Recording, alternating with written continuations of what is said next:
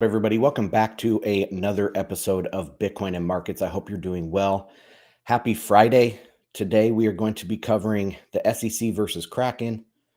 The China spy balloon has now become the China laser. We're going to talk about that story. And keeping it on China, we're going to talk about credit, the credit bubble. There was some reports. We just recently covered reports about U.S. credit with the Sluice report. A similar stuff has come out with China, so we're going to be covering that. So thanks for joining me. If that sounds good and you guys are watching on YouTube or on Twitter, like, follow. If you're on YouTube, make comments, all of that stuff. Check out bitcoinandmarkets.com. That's what you're seeing on the screen here. I did put out my first Market Pro letter. So this is a new tier on the website that is all of my technical, fundamental, comparative, historical analysis, all of that stuff wrapped into one thing, taking the price section out of the free report and expanding it and putting it out as a secondary tier. So check that out. If you want to get 50% off your first month for that, you have to go to bitcoinandmarkets.com/pro50. All right. What was going on yesterday too? I did not record a live stream yesterday. I was doing FedWatch. So for those that don't know, FedWatch is a show I do with Bitcoin Magazine on their YouTube and Rumble channels. It's at 12:30 Eastern time every Thursday.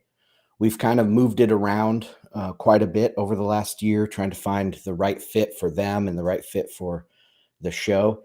Thursdays are good because it's after most of the time you have FOMCs and stuff. They come out on Wednesdays. You also see like CPIs and stuff. They usually come out either Mondays or Wednesdays, something like that. And so Thursday is a good day to catch everything. Last week, we did have a pretty big show. I think we got combined with Rumble and YouTube, we were over 5,000 views. So that was pretty good. And then, of course, you have the podcast version on top of that. So check out FedWatch every Thursday, 12:30 Eastern. Okay. Today, let's briefly, as briefly as possible. Well, no. First, let's go to the SEC. So I'm going to play this. It should come through if I have it set up correctly. Let's go. Chair Gensler, it's great to see you this morning. There's a phrase online where they say, "Tell it to me like I'm 5." So for those who are uninitiated into what happened here, tell it to me like I'm 5. What was Kraken doing, and what was the problem that you were trying to solve? Andrew, what Kraken was doing was asking the American public for their coins, crypto tokens, and say, I'll give you a return, 4% to 21. I do appreciate that it doesn't seem rehearsed. I'm not a huge fan of Gary Gensler. I'm not a huge fan of the SEC. I think he's probably the best guy we could have had there for Bitcoin. But anyway, I like the fact that it doesn't sound rehearsed. He could have come out and said, hey, this is what we have. Boom, boom, boom, boom. But it does sound like he's kind of looking for his words. So that makes me think he's being more honest. All right, let's continue. Percent returns. And the problem was they were not disclosing to the investing public the risk that the investing public was entering into. And we have a basic bargain in the United States since the 1930s.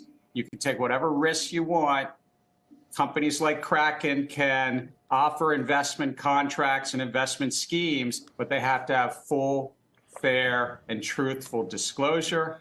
And this puts the investors who watch your program in a better position.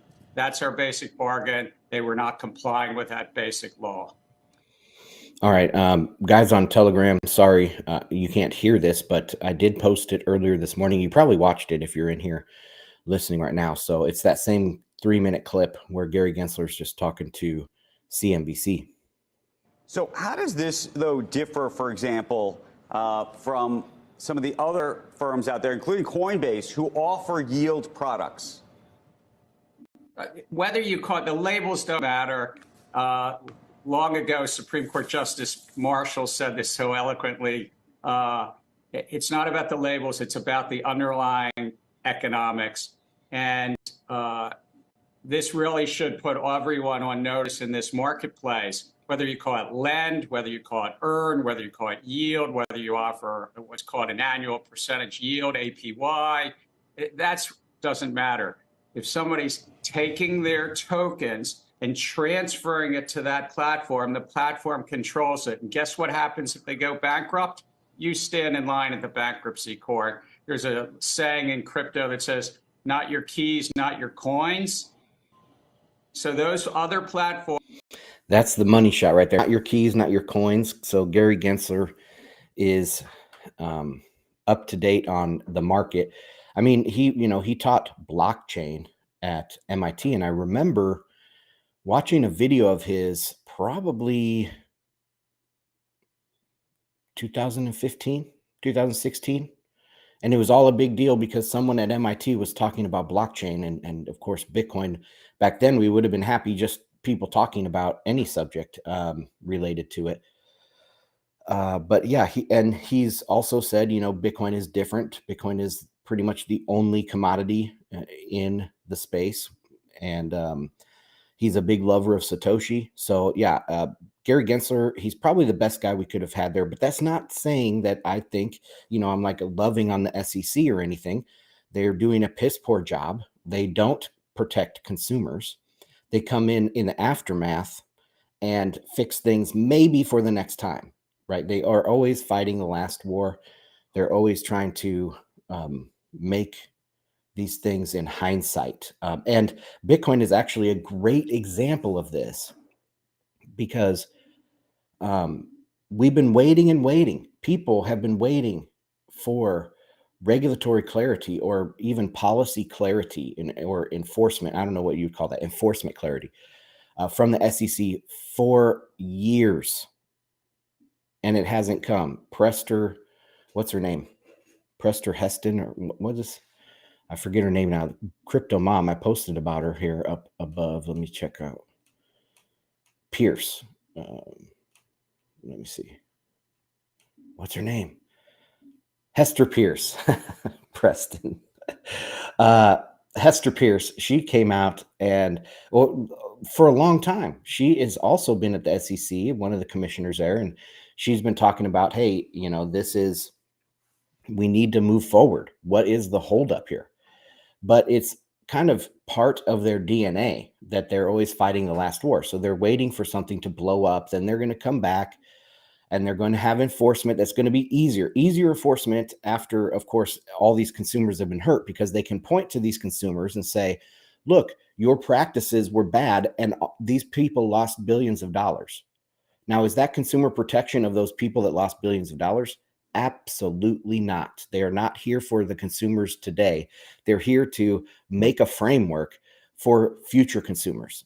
That's how I'm kind of rationalizing this. But again, I'm not a big supporter of them. I don't think that they do protect consumers like I just laid out. But I'm just trying to explain what I see as the reason for kind of the tempo of their stuff. They had a very slow tempo for so many years. And now all of a sudden the tempo's speeding up. So why is that? Well, because I think they see an opportunity here to swoop in and make enforcement kind of guidance based on now historical fact of all these scams in the space that were, they were legitimate in the way that FTX was an actual business. It wasn't like a fly-by-night altcoin that scammed you out of your algorithmic DeFi peg, right? Like that's really, really hard to enforce anything against. So those types of things will probably always happen, at least maybe not to the extent that we saw, because that was the first time with like Terra Luna and stuff. But some of these major companies that are registered, Grayscale, FTX had to have relation because they had FTX US, so they had to be registered. Kraken, some of these really, Gemini, right? Gemini just had enforcement action from the SEC. So, these are big time things that they can come in and now make clear enforcement guidance. I don't know. I'm just, again, it sounds like rationalizing, and it is, but that's what I'm seeing. Let's continue this clip because it's kind of interesting. Forbes should Right. take note of this and seek to come into compliance, do the proper disclosures and registration and the like. Okay, so but here's one of the big issues, as I think you know, which is this staking service is going to no longer be available to customers in the U.S. But interestingly, they're going to still offer the same product internationally, abroad, outside of the United States.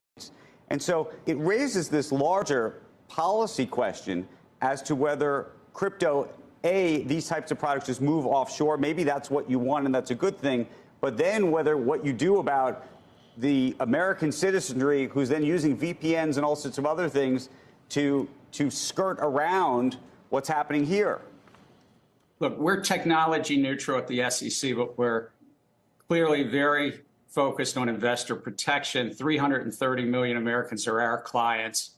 These firms, Kraken knew how to register, others know how to register. It's just a form on our website. They can come in, talk to our talented people in disclosure review teams, and if they want to offer staking, we're neutral. Come in, register, because investors need that disclosure. What are you doing with the tokens? Are you trading against the tokens? Are you borrowing against the token? Are you using them for your own purposes? And we've seen this in the crypto field. So investors not only need that disclosure, but it's the law. All right. Let me get off that tab. So very interesting. My reaction to that last bit there is, if what can come of this, I think it's going to be extremely positive, not just for Bitcoin. But let's say you're an interested person or interested multi-billionaire or whatever in Europe or in Asia. And you see that the SEC is actually, they're not banning it. Okay. There's no bans here. This is, hey, we're setting up this system. You come in, you can make a ton of money off of this industry as long as you register with us, and I think that, I'm not saying that I support that. It's a very nuanced and fine gray area, but this will absolutely attract global capital in this market to U.S. companies. It absolutely will. I have no doubt in my mind after listening to this clip about 3 or 4 times now. I think it's going to be hugely, hugely positive for the Bitcoin price. It's going to be hugely positive for the U.S. industry, U.S.-based industry. So miners and all of these custodians in the U.S., XYZ. It's going to be hugely positive for that. Now, does Bitcoin need these things? This is one topic that we've been talking about for a very long time because, there's this crypto anarchist thread in Bitcoin for sure. And I think the main idea here is that Bitcoin doesn't need the SEC. It doesn't need government adoption, but government adoption and clear SEC guidance can speed up Bitcoin adoption. So that's 2 different things, right? Can the SEC and the government kill Bitcoin? No. Eventually, Bitcoin would win. But if they fought Bitcoin, it would take many generations. But if they don't fight Bitcoin, I think the US will eventually back the dollar with Bitcoin, just like they backed the dollar with gold. So it'll still be the dollar. It'll just be a Bitcoin-based dollar. And the SEC setting these clear guidelines and all this stuff, Bitcoin doesn't need it, but it will speed up the adoption. It can take a 50-year process down to, a 10-year, 15-year process. So that's how I look at this. Anyways, okay, let's go into the charts here and see what's happened over the last little while. Remember, I did start this new service on the website, the Market Pro. Premium Market Pro is the tier. And I sent out a big, long email this morning with, I don't know, probably 24 charts on there of all Bitcoin different charts and macro charts, including gold and the dollar and stocks, and weaved this whole idea not narrative, but a diagnosis of what's going on in the market. So check out Bitcoin.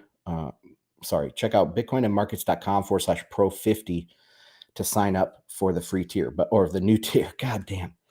Am I live streaming? Yeah, I'm live streaming. Okay. This is the Bitcoin price.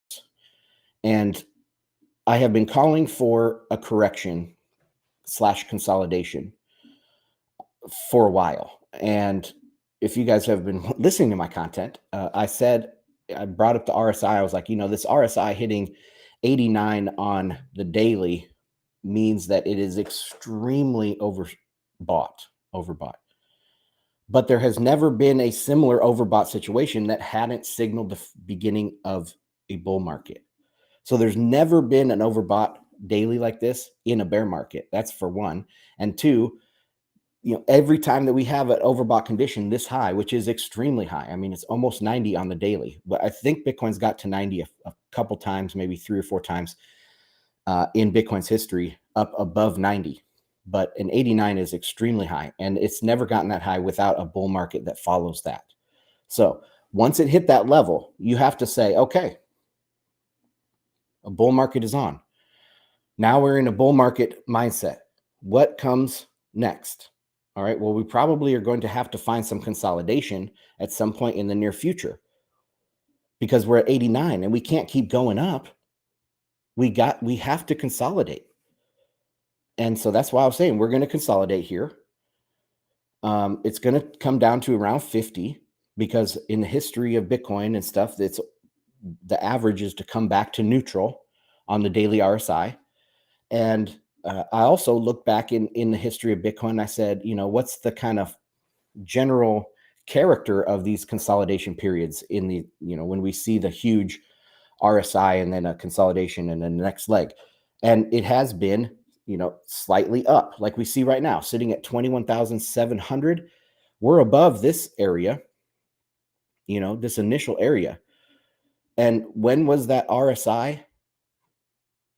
Was, right below this. Oh, and I need to share this with Telegram. Sorry, dudes. I'm going to share this chart. This is the result of the last few minutes of jabbering here. So no matter what, we've consolidated. RSI has reset, but we're still higher than the initial phase of where the RSI was so high. And that's what I was talking about probably 2 weeks ago now. I was saying, we're probably going to consolidate in an upward kind of channel, have a fake out dip, just like what's happening right now, reset to 50 and go up. And Lord help me, that's actually happened exactly as I called it. I can't believe it. But so anyway, yeah, that is what we're looking at. These levels right here, this bottom red one, horizontal red line, is sitting right around 21,000. I think that's probably likely to touch 21,000 before we go back up. If we do that, say in 3 days, so maybe by Monday we touch it, maybe over the weekend we touch it, I don't know, but the 50-day moving average is coming up pretty quickly. So that would be interesting to tag the 50-day, hit that 21,000, have the reset of the RSI, and then bounce up from there. This big sell-off was due to what? It was due to the Kraken news. But it had needed to reset. That's kind of my understanding of the relationship between the news and the price. News can accelerate price movements. They can accelerate a random walk, or if you need to consolidate, it can force a consolidation at a certain period within a certain shorter time frame. But news doesn't necessarily make the trend, right? And in this case, I still agree with that. I think that the Kraken news has nothing to do with Bitcoin. first off, has nothing to do with the fundamentals of the market. I think it's extremely bullish for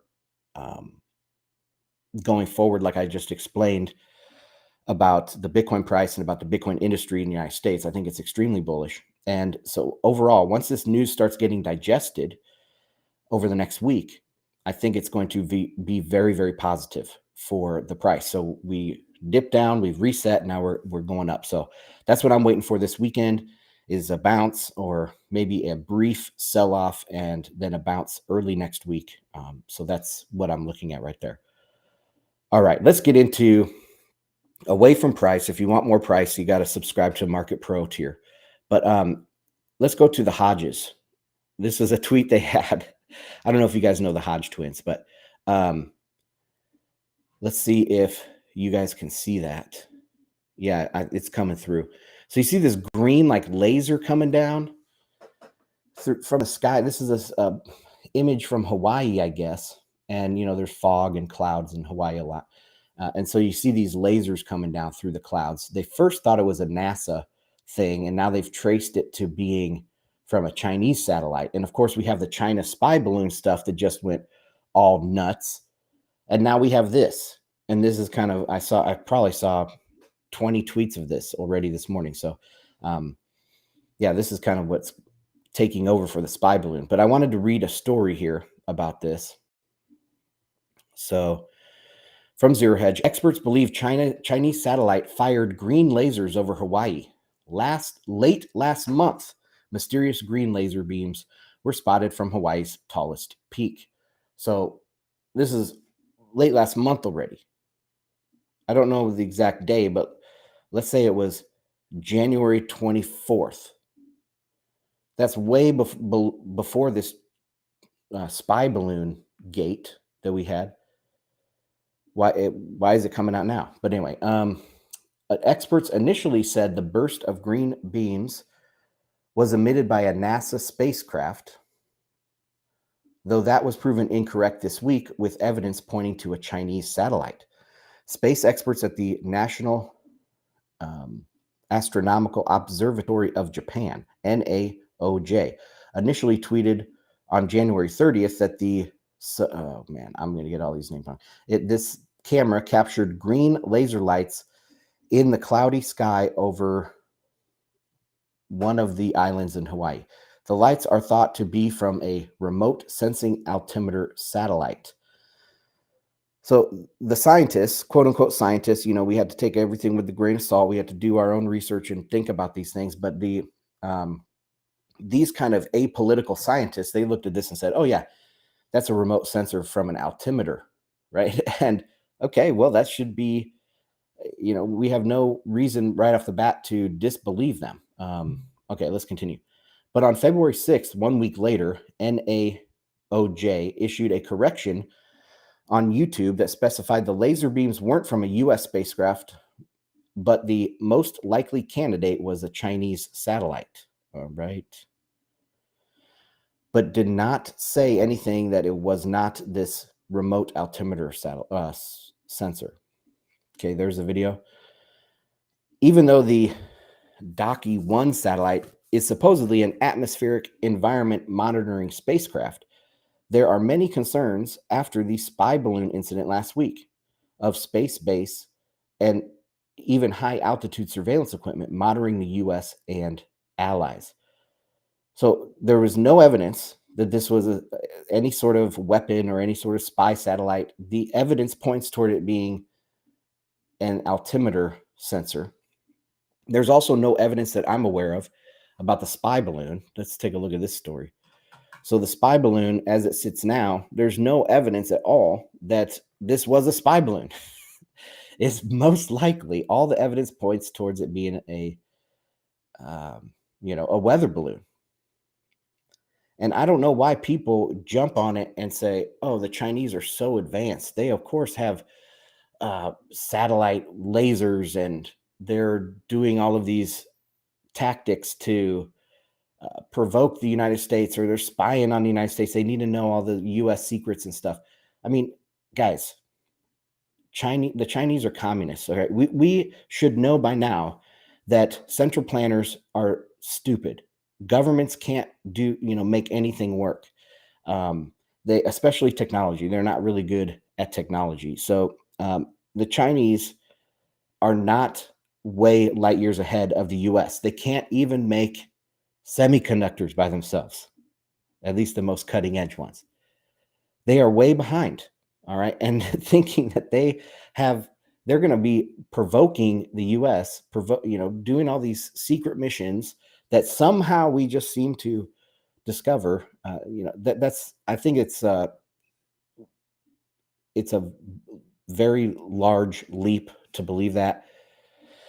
But anyway, why has this caught on so much? Well, I have been saying that this is due to the era of deglobalization. People are super suspicious of each other. And just think, at one point there was peace between neighbor countries. Let me say peace and cooperation. It's being replaced by suspicion. Trade can't flow as easily. Money can't flow as easily. If you change from peace and cooperation to suspicion and maybe even conflict on your border, you cannot have a functioning globalized economy. So anyway, I take these stories, the fact that the laser beam story caught on so quickly is just one more thing saying, look, international trust is breaking down. The international organizations that we knew, maybe not loved, but we knew for 75 years, that order is breaking down. And the result of deglobalization is many faceted. So not only is it going to be a more violent world, 100%, you can take that to the bank. The next 20 years, maybe 50 or 100 years, are going to be more violent. You could take that to the bank. But also, in a climate where people aren't trading with each other as much, and money isn't flowing across borders as much, what happens to an international credit-based system? It starts to shrink, and it cannot grow.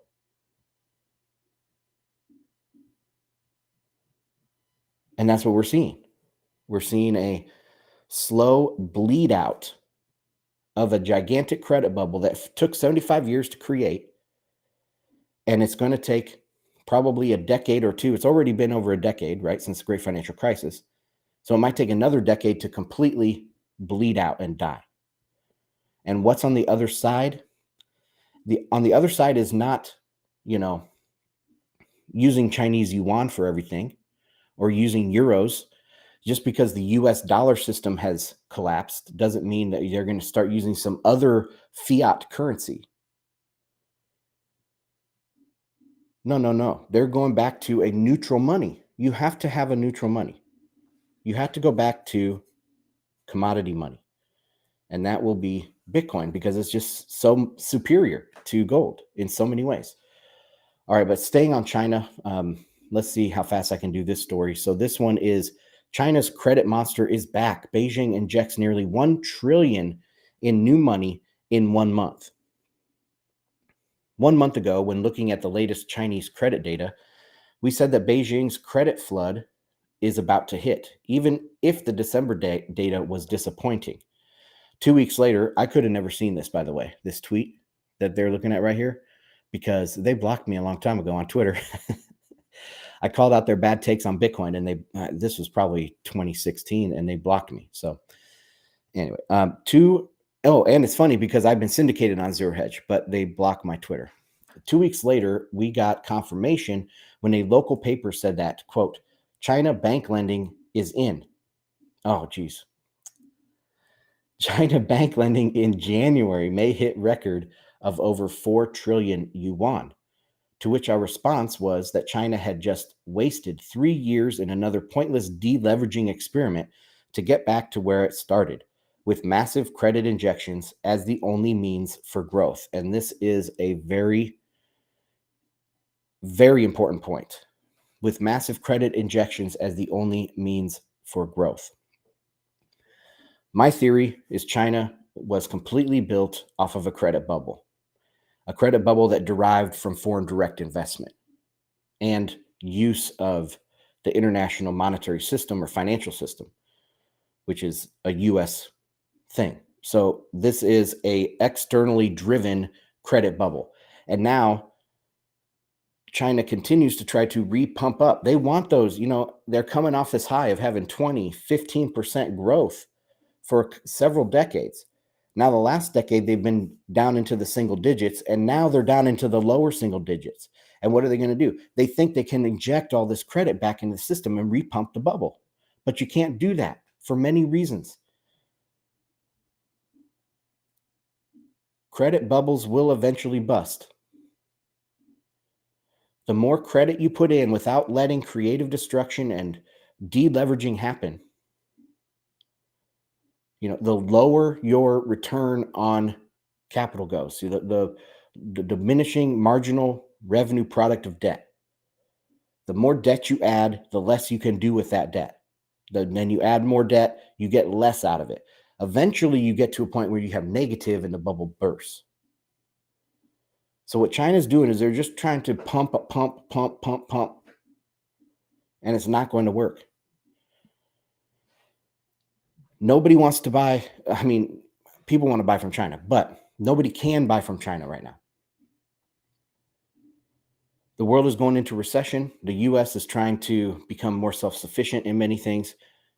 There is deglobalization happening, and a country that is like 50% dependent on the globalized world, and you have deglobalization coming. I wonder how well that's going to go for China.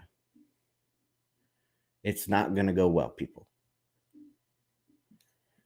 All right, let's continue. Fast forward to today, when just as previewed 1 month ago, the Chinese credit flood arrived with a bang and a record 4.9 trillion in new loans, which smashed expectations, as did the total social financing, which came at a near record 6 trillion yuan, or almost 1 trillion in total new credit in just 1 month.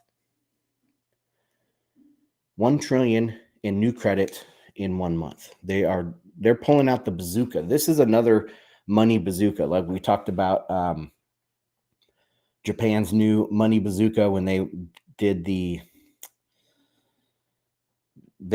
allowed that credit facility to banks to buy JGBs.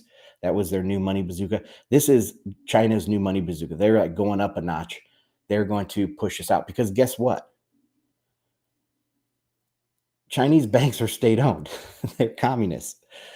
Most of their businesses, when it comes, to brass tacks, their businesses are state-owned too, right? So all of this financing is centrally planned financing.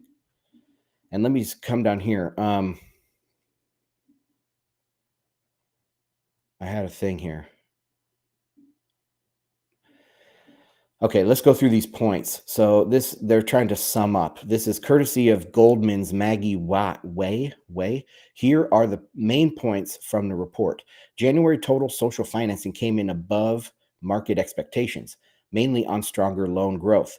The sequential growth of the total social financing stock accelerated to 11.5% month on month. Okay. Among major total social financing components, new CNY loans rose strongly after seasonal adjustment, and shadow banking credit turned less negative as well. Less negative. Okay, number 2. Overall, CNY loans came in well above market expectations, and the sequential growth of RMB loans accelerated to 12.7% month on month, annualized from 12.1% in December. All right, point number 3, M2 growth accelerated 12.6% year on year in January from 11.8% in December. This is an important number. I'm not a big believer in M2 for the United States, but in China, they are going to have, they have a closed capital account. They have massive capital controls. And so M2 growth is much more significant to them. So if they're growing this at 12%, that's a lot of in actual inflation. It's not a one-to-one here. We can't map M2 to inflation, but it's closely correlated, I would say, in China, much more closely correlated than in the US. And I haven't looked that up, but I'm just saying this. That's most likely what is the case. FX inflows have likely been quite strong in January. I highlighted this because he says FX inflows have likely been quite strong. Likely, like this is his bias. No, FX flows have not likely been quite strong in January. That's why they have to print so much money over there in CNY. If there was a lot of FX inflows, they wouldn't need to print as much money. They would have money coming in. So this is just showing your bias here. That FX inflows have been quite strong? No. People don't really care about the Chinese reopening. It's only macro forecasters that are looking at this and being like, oh my God, this is so bullish. No, businesses aren't saying that. Okay, number 4. January loan and credit data were stronger than expectations, mostly on higher RMB loans to the corporate sector. Corporate sector, that's important. The acceleration in corporate loans reflected policy support and some improvement in credit demand. Some, not much. Policymakers urged commercial banks to accelerate loan extensions, and market color suggests faster loan growth in infrastructure and manufacturing sectors. Policymakers urged commercial banks to accelerate loans. The communists in the PRC, they urged commercial banks. How well is that going to turn out for them? Not well. Also, going towards infrastructure and manufacturing. I mean, manufacturing's tapped out. Inventories around the world are like booming. They're just overflowing. And now they want to ramp up more manufacturing in a deglobalizing world. And their infrastructure overbuilt already. It's overbuilt already. Their high-speed rail doesn't make money. It loses billions of dollars. They are overbuilt. What do you need in an overbuilt society or overbuilt economy? Deleveraging, reallocation, creative destruction. You can't do that in a credit-based society, but China has a separate and bigger problem. Communists. The communists, man. Communists are overthrown easily. And especially, I mean, not just talking from leader to leader, but you also have like people don't want communism, right? Like people want to throw communism off. So they have a problem here. They have a big, big problem. All right. Bottom line, the January loan and credit data came red hot as we expected and as China warned. Well, China knew because they forced them to print it. Okay. The question is how soon and how extensively China's massive credit impulse reboot will flood the world. This isn't really a reboot. This is kind of like an artificial gluttonous stuffing of the throat of the Chinese economy. It's not going to work. Most likely, it's not going to spread very far. It's going to be contained as inflation inside of their own economy. That's my prediction here. So we'll see the Chinese yuan weakening dramatically against the US. So the exchange rate going up, usually it's been around 7.1 yuan per dollar. And I think it will go dramatically higher. I mean, 8, 9, something like that. And if that happens, oh my God, is that bad for investment into China? And it is just going to snowball on itself. This is a self-reinforcing cycle here in China. All right. How widely that spreads across the globe remains to be seen and will be a function of how much inflation China manages to export to the world in the next year. Not a lot. We're deglobalizing. China is done for. All right, guys, that is it for this week. And I guess, I wasn't even on the right tab. I'm sorry, dudes. Okay, well, that's going to do it for this week, guys. I'm going to stay on the mic for a little bit with the guys on Telegram, but for you guys watching on YouTube, make sure you like, share, subscribe, make a comment down below. That helps people find the channel. People watching on Twitter, thanks, guys. Like and subscribe, or like and retweet, I guess, is what you need to do there. And yeah, Telegram, thanks, guys, for all your support. Guys, check out bitcoinandmarkets.com. Sign up for the new Market Pro tier. That's where all my fundamental, technical, price analysis will be for Bitcoin and macro.